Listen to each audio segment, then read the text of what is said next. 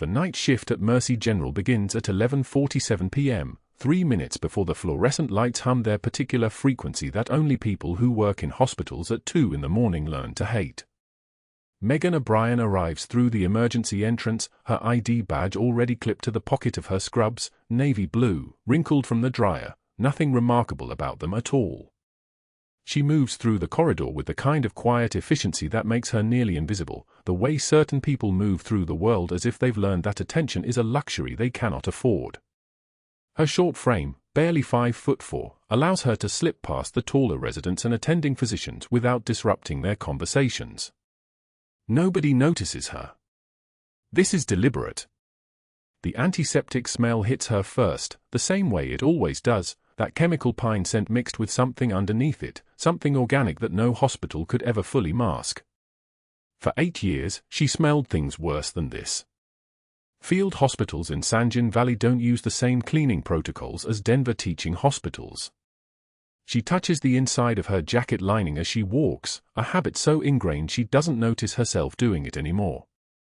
The patch is there, still, faded from 14 years of being kept secret. Navy blue with gold lettering, the kind of insignia that no longer officially exists because the operation it represented no longer officially exists, and the person who earned it no longer officially exists either. Megan O'Brien is a bedpan-changing nurse at a mid-tier Denver hospital. That is the only official version that matters now. The supply cart on the 3rd floor needs restocking. She counts the 4 lines first, 42 in stock, needs 35 minimum, so she's fine. The saline bags are organized by expiration date, the way she organizes everything.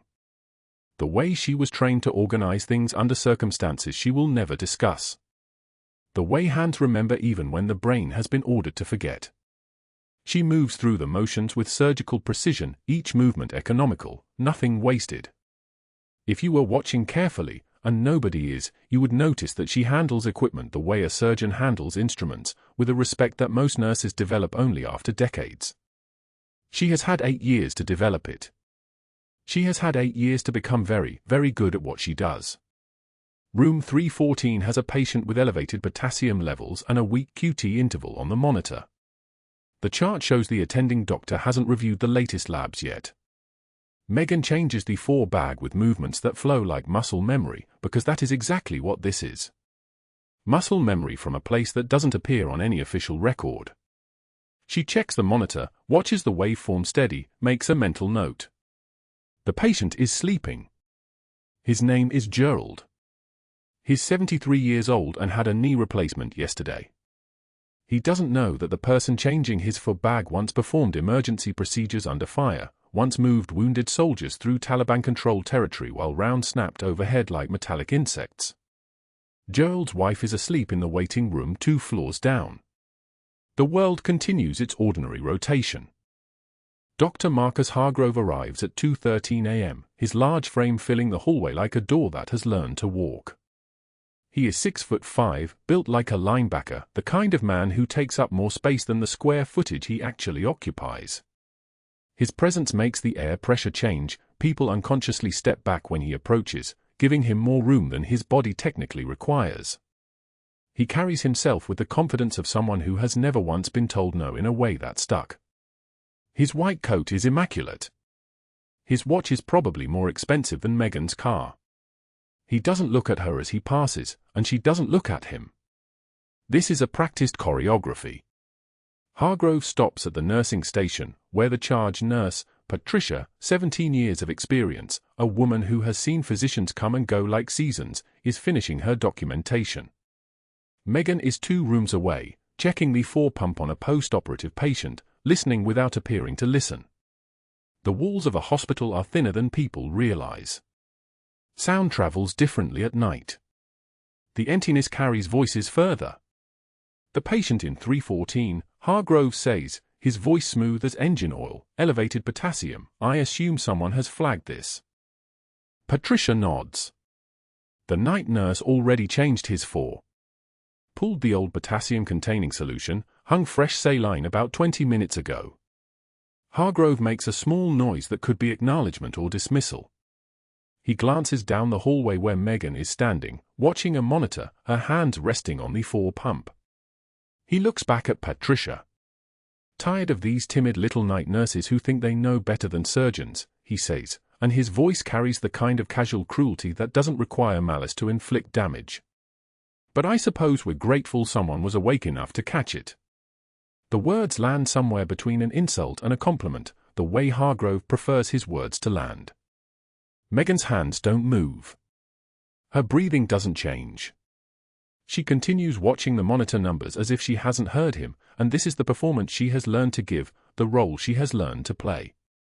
Inside the jacket lining, against her ribs, the faded unit patch sits like a secret that will never be told, like a name that no longer belongs to anyone because the person who owned that name has been officially erased.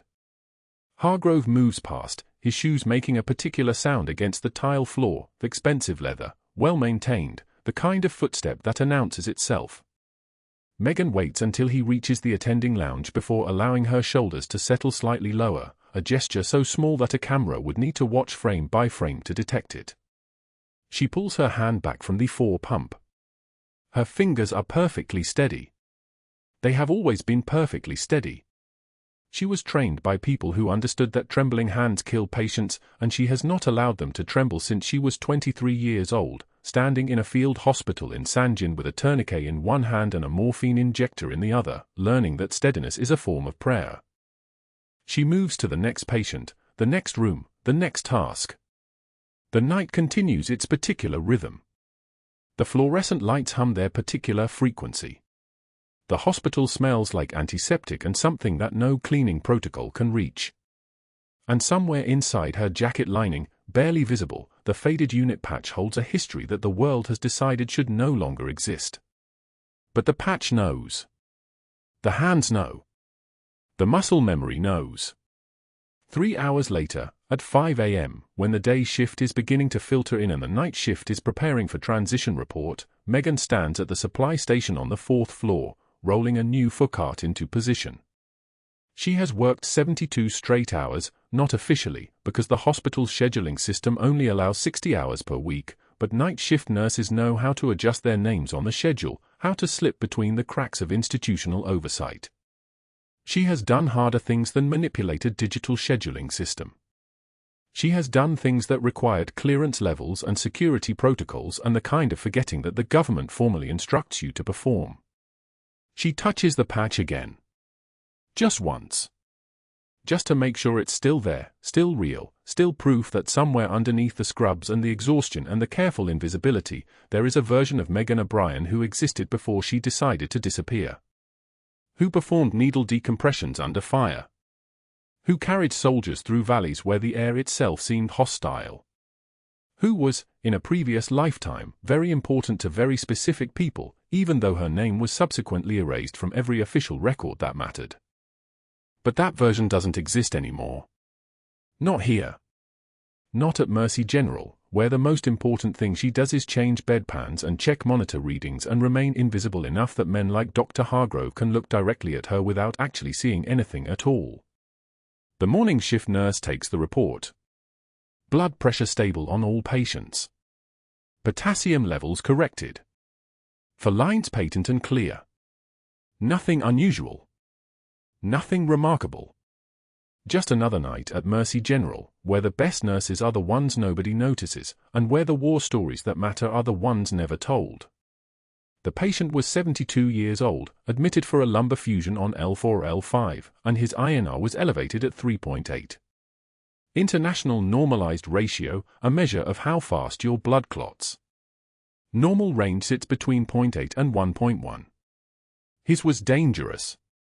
Megan had been checking labs for 3 hours, cross-referencing the surgical timeline, watching the numbers scroll across the monitor in the nurse's station.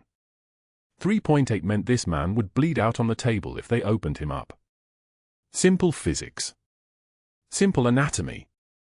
Simple medicine that didn't require a Harvard degree to understand. She found Dr. Hargrove in the pre-op area, reviewing the chart with the easy confidence of a man who'd never been questioned. 6'5", 220, shoulders that filled doorways. He wore his white coat like a cape, something Megan had noticed on day 3 of night shift, 3 years ago, and hadn't stopped noticing since. He looked up from the paperwork when she approached. His expression didn't change. Nothing about his posture shifted to acknowledge her presence. "Doctor, we need to delay the surgery. His INR is 3.8. He stared down at her. Actually looked down, his chin angled at her face like a man studying something on the ground beneath his shoe. "I didn't realize we were taking surgical advice from the help." The words landed in the fluorescent silence of the pre-op bay. Two surgical nurses pretended not to hear. A resident studying a tablet suddenly found it very interesting. Megan felt the dismissal settle across her shoulders like a weight, but her face didn't change. Her jaw didn't clench. Her breathing stayed even. She'd been trained by men who screamed while taking fire. She could be trained not to flinch at words. "The labs are documented in the chart," she said. "His coagulation status is abnormal. Proceeding increases hemorrhage risk significantly." Hargrove turned a page. Didn't look at her again. "We proceed as scheduled." The attending cardiologist cleared him. The labs were discussed in rounds this morning. They weren't. Megan had been in rounds. The INR wasn't discussed at all. She stood there for 3 seconds, long enough to let him know she'd heard him, short enough not to provoke a direct order to leave. Then she turned and walked back to the nurse's station. Behind her, she heard Hargrove mention something about night shift nurses and recommendations from the floor staff to the residents. Laughter rippled through the pre-op area. Thin, nervous laughter. The kind that happens when junior doctors are watching their mentor establish the hierarchy. 2 days later, the attending lounge at Mercy General smelled like stale coffee and the particular staleness of a room where powerful men made casual decisions that affected other people's lives. 6 physicians were present when Hargrove pulled a $200 bill from his wallet and dropped it on the table. "This one quits within a week," he announced. "Any takers?" He was looking at the hallway where Megan had just passed carrying a stack of charts for the night shift. She didn't pause. Didn't acknowledge the words or the laughter that followed. Just kept moving, steady pace, even breathing, the same mechanical precision she'd learned while carrying wounded soldiers through Helmand Province under rifle fire. The write-up started the next morning. First one, untucked scrub top.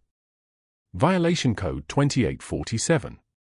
Documented at 7:43 a.m. during shift change, in front of the entire day shift nursing staff.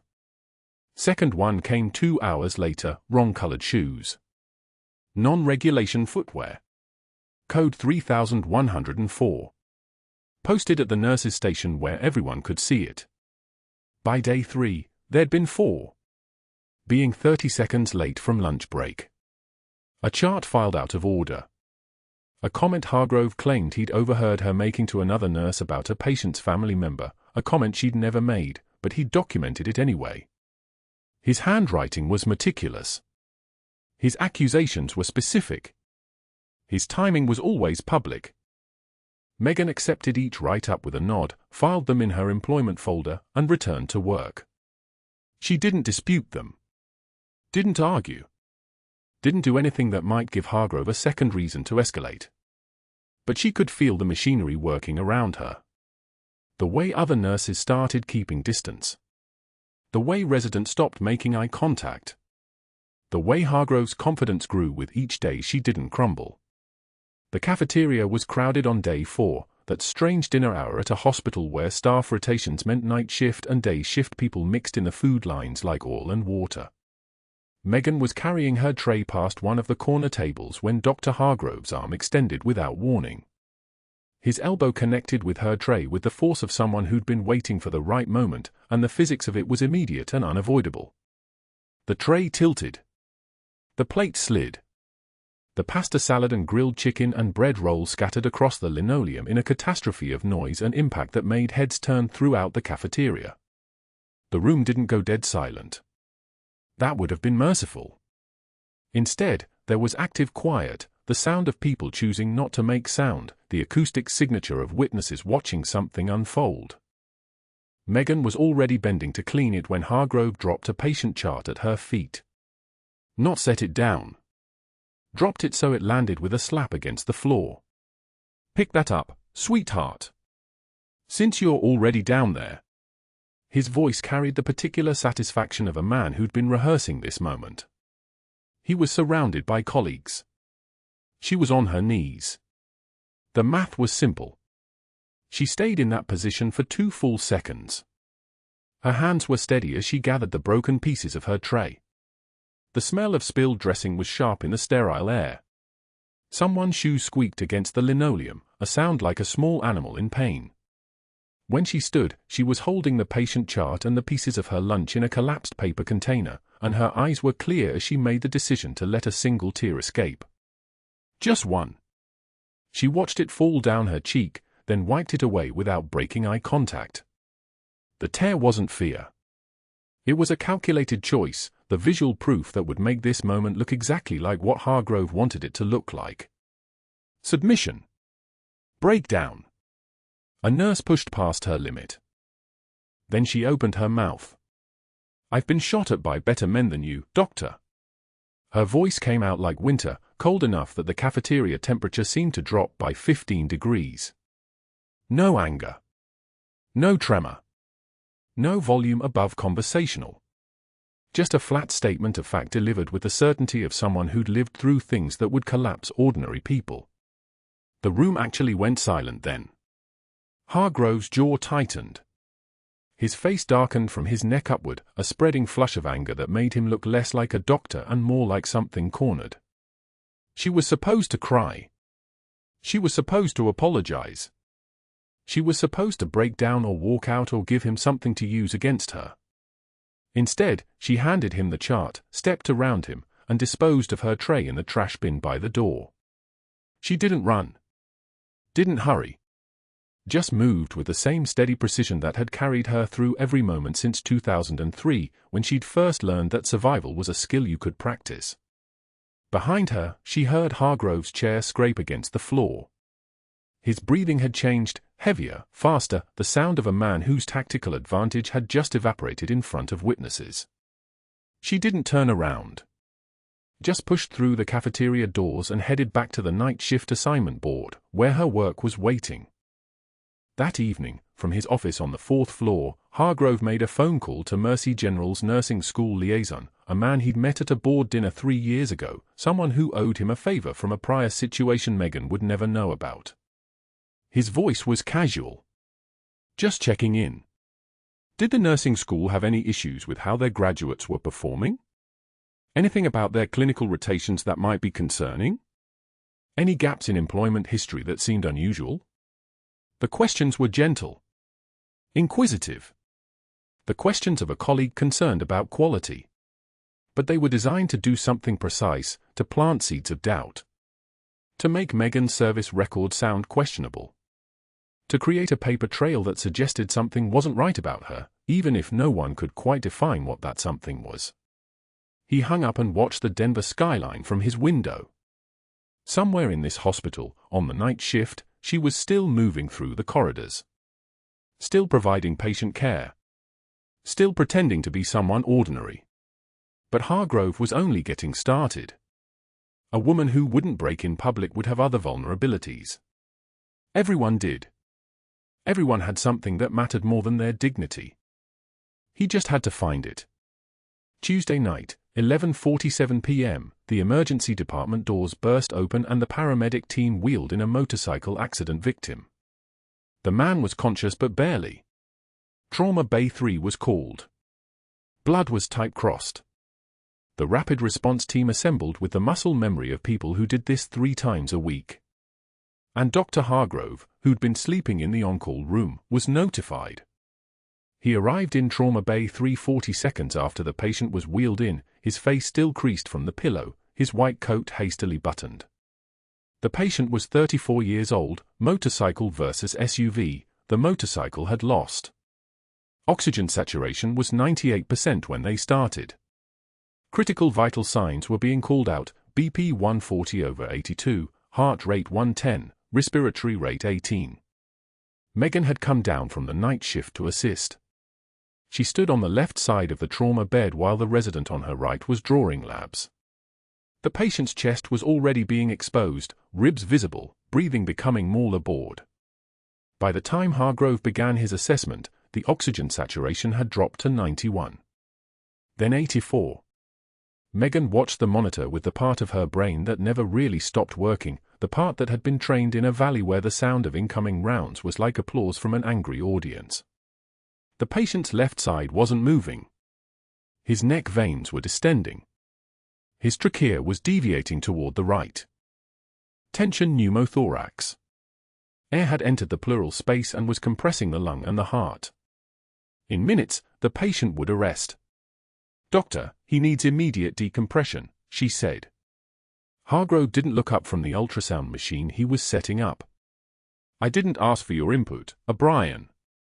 The saturation dropped to 76. She watched it happen in real time, the slow arithmetic of death. The patient's lips were starting to turn blue. His breathing had become short, panic gasps. This was the point where physics became fate, where seconds became the difference between living and brain death. Megan made a decision that would change everything. She moved to the crash cart, opened the surgical supplies drawer, and grabbed a 14-gauge angiocath needle. Her hands found the landmarks on the patient's chest without her brain having to direct them, muscle memory from San Jin, from nights when the only light came from tracer fire and the only sound was screaming. Second intercostal space. Midclavicular line. She punctured the needle through skin and muscle and pleura, and the hiss of escaping air filled the trauma bay like a breath finally released. The saturation climbed, 72, 79, 86, 94. The patient gasped, color returning to his face. His breathing became less panicked. The tension pneumothorax had released. The young man's life, which had been 40 seconds away from cardiac arrest, had been extended indefinitely. The room went absolutely still. Hargrove stared at her from across the bed. His expression cycled through shock, then recognition, then something that looked like rage. When he spoke, his voice was very quiet. "You just assaulted my patient. Security. Now." The words hung in the fluorescent silence like a challenge that couldn't be taken back. The motorcycle came through the ER doors at 11:41 p.m. like a prophecy nobody wanted to hear. The paramedics were moving in that specific rhythm that means catastrophic, fast but not panicked, controlled but urgent, and the patient on the stretcher was barely recognizable as human. Crushed helmet. Leather jacket torn open at the shoulder. Blood that looked black under the fluorescent lights. Male, 28, high-speed impact with a truck, the paramedic called out, moving alongside the stretcher. GCS 8. Respiratory distress. We've got 2 large bore 4s, fluids running wide open, O2 at 15 liters. Megan was already moving. She didn't need to be called. The night nurse with the surgical instinct always knew before anyone else did, the way animals know before earthquakes. She grabbed the trauma bay clipboard, her hand steady as a surgical laser, reading vitals as the team transferred the patient from the ambulance stretcher to the hospital bed, a dancer's choreography of practiced violence. The patient's chest was moving but not right. The rise was shallow on the left side. Asymmetrical. Wrong. The overhead intercom crackled, "Dr. Hargrove to Trauma Bay 1. Dr. Hargrove to Trauma Bay 1. He arrived 2 minutes later, still buttoning his shirt, still carrying the arrogance of a man who'd never been questioned in a surgical suite. He scanned the monitors with the expression of someone solving a crossword puzzle, not a man looking at a human being in the process of dying. "Get me an X-ray," Hargrove said, his voice carrying the texture of boredom. "And someone call orthopedics. This is going to be a long night." Megan didn't move. She was watching the oxygen saturation number on the monitor the way a hunter watches prey, and what she saw made her spine align in a way that had nothing to do with hospital protocol. The number was dropping. Not falling. Dropping, a vertical line descending past acceptable, past warning, into the red zone where biology stops negotiating. 94, 91. 87. "Doctor," she said, her voice level as glass. "Tension pneumothorax. Right side. Hargrove glanced at her with the look a man gives to a dog that's just interrupted a phone call. I'm aware of the differential diagnosis, nurse. Let's get imaging before we start inventing emergencies. The oxygen saturation reached 83. The patient's skin was turning the color of bad news, mottled, dusky, the specific shade of tissue that's running out of oxygen molecules. His breathing was becoming work, each inhalation a struggle against physics. Now, Megan said. It wasn't a request. It was a command dressed in a word, and something in the timbre of it made the respiratory tech freeze. But Hargrove was already turning away, already reaching for the phone to call radiology, already operating under the assumption that a decorated surgeon with golf club connections knew more about acute decompression than a night nurse. The monitor beeped once. Then again. Then the beeping stopped being individual events and became a continuous alarm, the flat, aggressive sound of a heart that had decided it was done trying. 78, 71, 64. Megan moved. Not with hesitation. Not with the obedience of someone asking permission. She moved like muscle memory had opened a door in her chest and walked out wearing her skin. Her hands were already reaching for the supply cart before her conscious mind had finished processing the decision. 14-gauge needle. The size didn't matter the way people thought it mattered. What mattered was speed. What mattered was knowing that between the second and third rib, at the midclavicular line, there was a space where air was collecting and compressing and slowly turning a living man into a corpse. What are you doing? Hargrove's voice came from somewhere that suddenly felt very far away. She didn't answer. Answers were for conferences and documentation. She was already prepping the site with her left hand while her right hand held the needle, and there was no trembling in either of them because trembling was a luxury that belonged to people who had choices. She'd done this before. 34 times. In Helmand Province. In a collapsed market building in Sanjin. In the dark while rounds were snapping overhead like angry insects. Muscle memory was just a polite term for scars learning to think. The needle went in. The hiss of air escaping was like opening a door that had been sealed for 1,000 years. Not violent. Not dramatic. Just the sound of pressure equalizing, of physics admitting defeat. The monitor changed. The beeping, which had become a death rattle, steadied back into something that resembled a rhythm. The oxygen saturation stopped its descent. 87, 89, 92. In 40 seconds, a man who had been dying stopped dying. The chest that had been fighting for air started breathing normally again. The skin that had been the color of asphalt started returning to human. The monitor that had been screaming stopped screaming. The room went dead silent. The kind of silence that happens when everyone realizes simultaneously that they've been watching a miracle and no one knows how to name it. Hargrove's face had undergone a transformation that would have been beautiful if it wasn't so terrible to witness. His jaw had locked. His eyes had widened in a way that made it clear that something in his understanding of the universe had fractured. He'd been watching a night nurse, a woman he deliberately humiliated 3 days ago in front of the cafeteria staff, perform a procedure that he'd been told to call in but had decided was unnecessary. A procedure that had taken her 40 seconds and his negligence would have taken 20 minutes of watching a man's cells begin to die from hypoxia. The gap between his reputation and his actual capability wasn't a gap. It was an abyss. Get him to the ICU, Megan said, and her voice now carried the kind of authority that comes from having already survived worse than anyone in the room could imagine. 2 units of O-negative standing by. Full trauma workup. And someone call thoracic surgery. The team moved. Not because she held any official rank, but because her voice had the texture of someone who'd spent years making decisions that meant the difference between living and dying, and people could hear that in the way she formed her syllables. Hargrove was still standing motionless, watching the patient disappear toward the elevator, watching the monitors stabilize, watching the world reorganize itself around a new fact, that his authority was theater and her competence was muscle and bone. What happened next would unfold over the next 72 hours like a virus spreading through institutional tissue. But that wasn't the worst part. The worst part was that Hargrove had just realized he'd picked a fight with someone who was using only a fraction of what she actually was, and there was nowhere in his hierarchy of connections and charm where you could fight back against that kind of truth. Later that night, in the ICU, the motorcycle accident victim opened his eyes for the first time since the paramedics had found him bleeding on the Denver asphalt.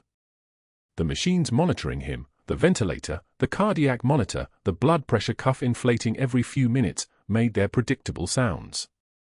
He was alive. That was the fact that kept repeating. He was alive, and there was a face he remembered from another country, another lifetime, another version of himself when he was 8 years old and everything hurt and someone carried him 3 miles through gunfire. He turned to the nurse standing beside his bed and his voice came out rough as gravel, barely a whisper. "The woman," he said. "The woman who saved me. In the ER. What was her name?" The phone call came at 11:53 p.m., exactly 6 minutes after Megan had stepped out of the trauma bay.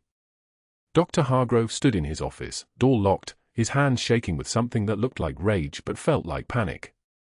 He held his cell to his ear while scrolling through his contact list with the precision of a man conducting an orchestra of Favors Ode. "Robertson. It's Hargrove." He didn't wait for pleasantries. "We have a situation." That night Nurse O'Brien, she performed an unauthorized invasive procedure on a trauma patient without physician oversight. Needle decompression. Tension pneumothorax. The lie came out smooth as silk. "She's operating outside her scope. I documented everything. This is a liability exposure the board needs to know about immediately." On the other end, board chairman Robertson cleared his throat. "Hargrove, she saved the man's life." The ER attending confirmed. "The ER attending wasn't there when it happened. I was. And I'm telling you this woman is reckless. One more incident like this and we're looking at a lawsuit." He paused, letting the word hang there like bait. "I'm making calls. 2 other board members need to understand the exposure." He hung up before Robertson could respond and dialed again. Then again. And again. Each call the same script, slightly different audience. A surgeon who owed Hargrove a research grant recommendation. A hospital administrator whose daughter had needed a letter of reference. A radiologist whose wife had gotten her spine surgery free through Hargrove's professional courtesy network. Pull a thread here, cash in a favor there.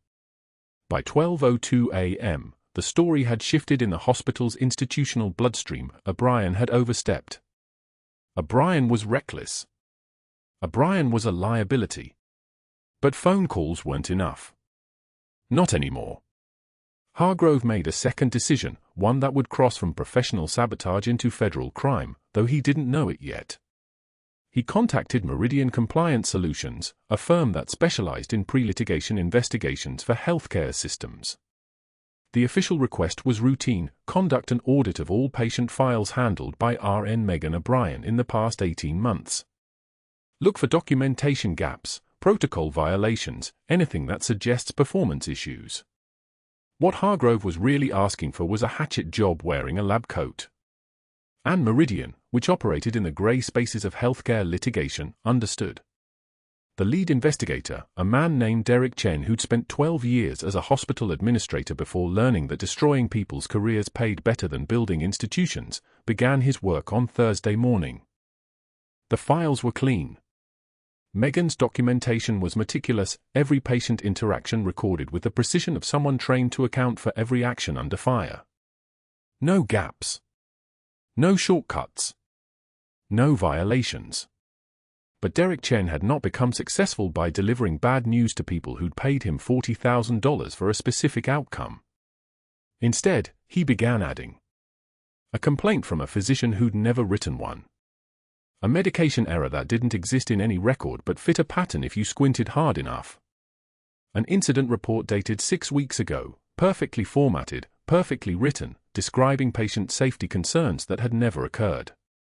The forgery was competent. Chen had access to hospital letterhead templates and a files archive that made his work nearly invisible. By Friday afternoon, he had constructed a document trail that painted Megan O'Brien as a nurse who'd been slowly, systematically cutting corners. The paperwork looked like the truth because it was written by someone who understood exactly how institutional truth got built. Hargrove received the report at 3:14 p.m. on Saturday. He read it in his office while rain began hammering the windows like applause for his coming victory. There. Documented. Dated. Itemized. He forwarded it to the HR director with a note, recommend immediate suspension pending investigation. She's a risk we can't afford. Then he called the hospital's legal counsel. Then the chief medical officer. By the time Megan arrived for her shift on Sunday evening, the machinery was already grinding. The suspension letter arrived at her apartment at 6:08 a.m. on Monday morning, the same Monday she'd marked on her calendar 3 months earlier with a single notation, Michael's birthday. Or it would have been. The envelope was thin and official, the kind that changes lives in 17 words per line. Effective immediately, your access to Mercy General Hospital is revoked pending investigation into protocol violations and patient safety concerns. Below that, in smaller font, you are entitled to representation. All inquiries regarding this matter should be directed to the hospital's legal department. She sat on her kitchen floor holding the letter, rain drumming the windows, her breath coming in careful measured counts. Not crying. Not yet. Just sitting with her hands flat on her thighs, her shoulders pulled back like she was waiting for incoming fire that never quite arrived. By 11:33 a.m., she was driving to Crown Hill Cemetery in the rain, her scrubs still in her gym bag because she'd been planning to change into them after this visit. The rain was cold and fell in sheets that made the world look like it was dissolving, like the only solid thing left was the road she was driving on and the grave she was driving toward. She parked near the groundskeeper's shed and walked, her shoes sinking into mud that sucked at her heels with each step, trying to hold her in place. Michael Stone was grey granite with his name and 2 dates separated by a dash that represented everything that mattered. She stood there for a long moment, rain soaking through her jacket, water running down her face that might have been tears and might have just been rain because she wasn't allowing herself to know the difference. Her hands were trembling, but she held them at her sides, not making fists, just letting them shake. I failed, she said to the stone. Her voice was quiet and steady despite the shaking. I thought I could just be normal. Just be a nurse. Just be someone who walks into a hospital and does her job and walks out and comes home and is invisible like I was supposed to be. The rain kept falling. A car passed on the distant road. But I can't even do that without it all falling apart. I tried so hard to disappear, Michael. 8 years. 8 years and I still can't just be invisible.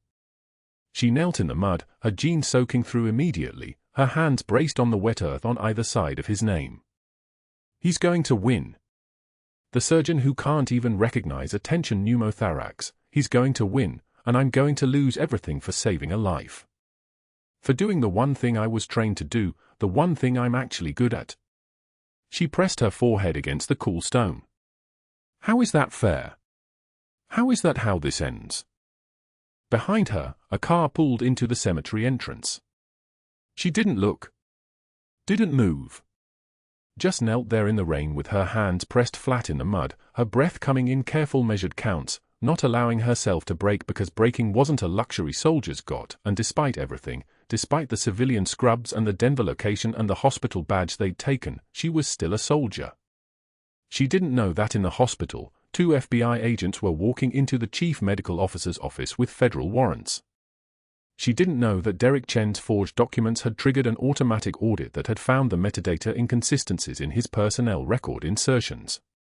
She didn't know that Marcus Reeves, the 8-year-old boy from San Jin who was now a Navy SEAL Team 3 operator, had woken up in recovery, seen her face through his door as she walked past, and made 2 phone calls that would change everything. She only knew the rain. The mud. The stone with Michael's name on it. And the terrible clarity that she had survived 8 years in witness-style protection only to be destroyed by a mediocre surgeon in Denver, Colorado, because she'd done her job too well. But that wasn't the worst part. The worst part was that she had no idea she was about to be saved. The The SEAL leader walked through the emergency department doors at 2:14 p.m., and the air pressure in the room changed. His uniform hung on him like precision machinery, dress blues with ribbons that climbed his chest like a resume of violence. 2 FBI agents followed. One carried a manila folder. The other wore the kind of expression reserved for federal arrests. Dr. Hargrove was in the doctor's lounge when they found him. He was pouring coffee with hands that had started to shake. The leader didn't announce himself. Didn't need to. The presence alone made the fluorescent light seem to flicker. Dr. Hargrove. Not a question. You're under investigation for federal document fraud, conspiracy to fabricate personnel records, and obstruction of justice. Hargrove's coffee cup hit the linoleum with a sound like the end of something. The cup didn't break. But he did. I never, his voice cracked like old paint. Your personnel file audit, the agent said, opening the folder. Forged entries. Backdated complaints. You hired a forensic specialist to fabricate grounds for termination. That's federal, Doctor. The SEAL leader turned to Marcus, who'd rolled himself into the lounge in a wheelchair, still bandaged across the ribs but moving with the economy of someone whose body understood survival. Is this the man? He asked. Marcus nodded once. The gesture was everything. What happened next didn't silence the room. It obliterated the room. The SEAL leader's voice dropped to the timbre of granite grinding against steel. Senior Chief Petty Officer Megan O'Brien served 8 years with Naval Special Warfare Command, attached to JSOC Task Force 121. Sanjin Valley, Helmand Province. Her operational record is classified. But I'm authorized to tell you 3 things. The agents moved toward Hargrove like closing hands. Bronze Star for Valor during the evacuation of Sanjin, 2014, the leader said. Hargrove's face had gone the color of old hospital tile. Silver Star. And another. 2 operations you'll never read about in any declassified file. The folder came up. Crime scene photos of his fabricated documents. His signature on falsified paperwork. His phone records showing calls to board members.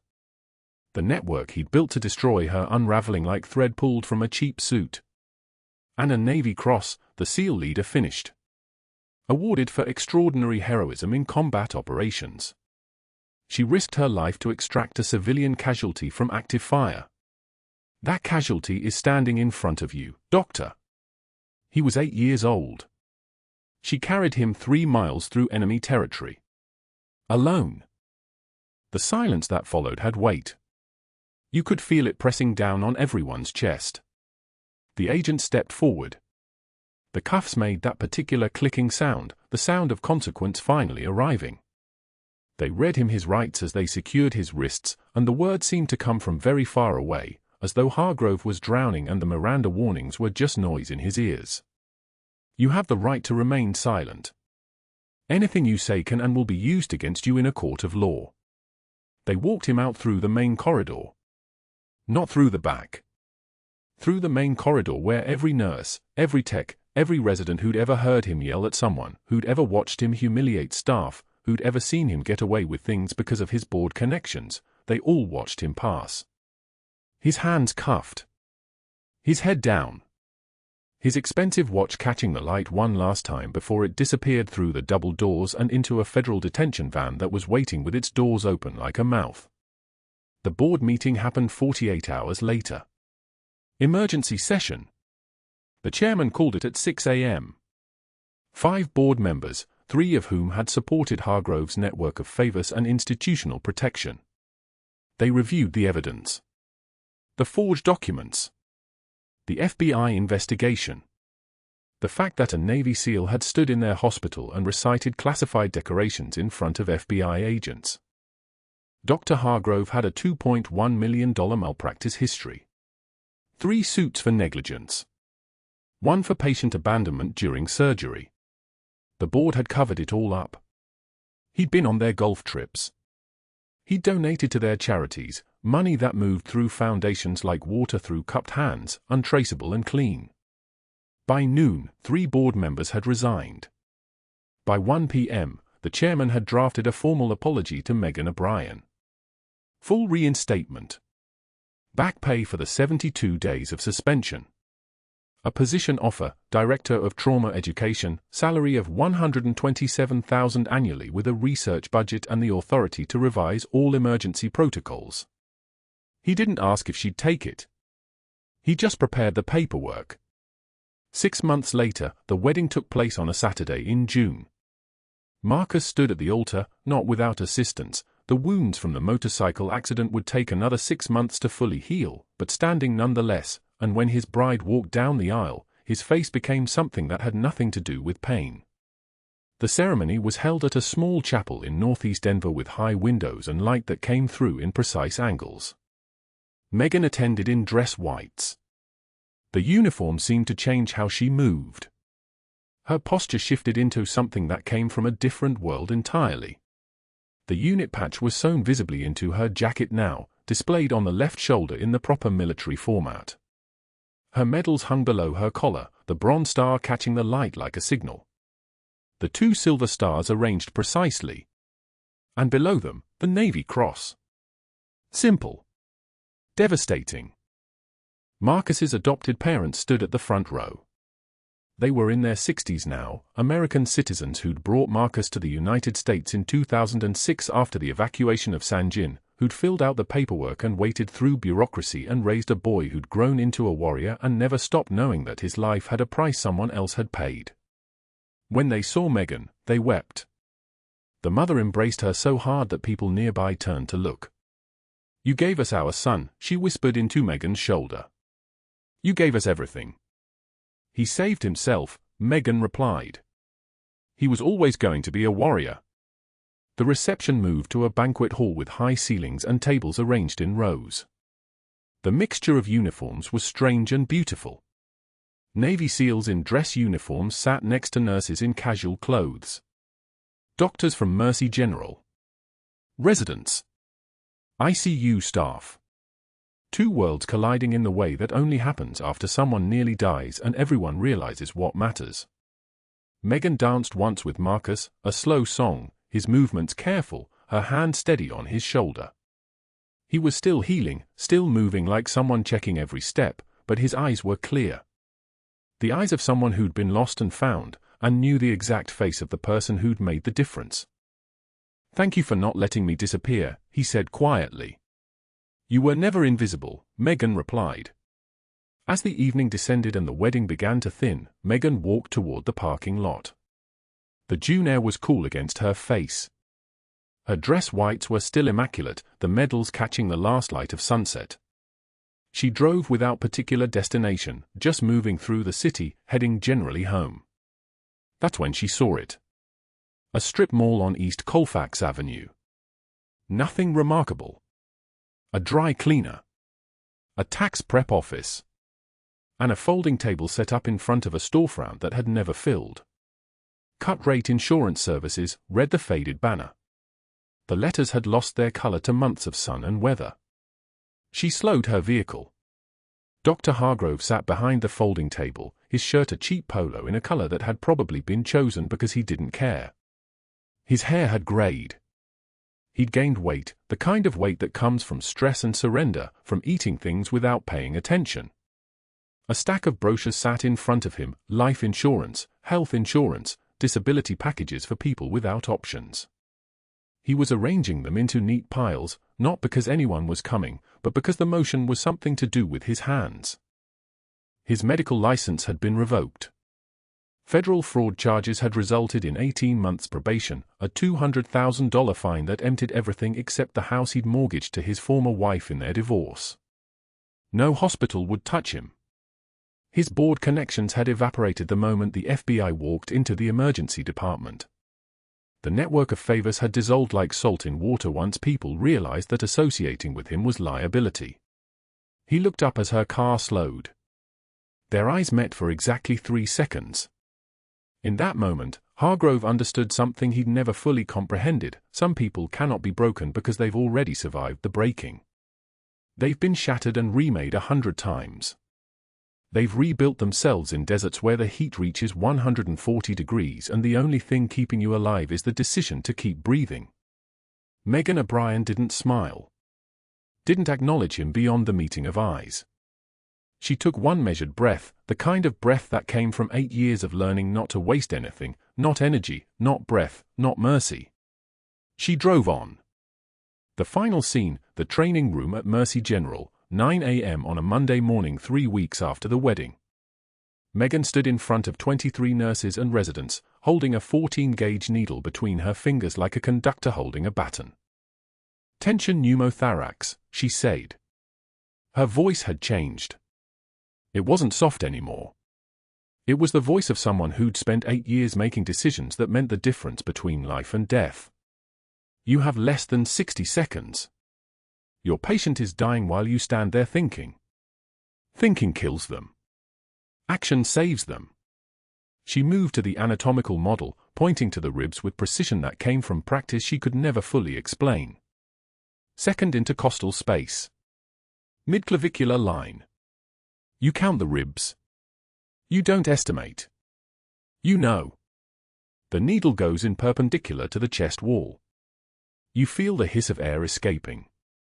That's the pneumothorax decompressing. That's the patient's lungs expanding again. That's life returning. A young resident raised her hand. "Were you really in Afghanistan?" Megan turned.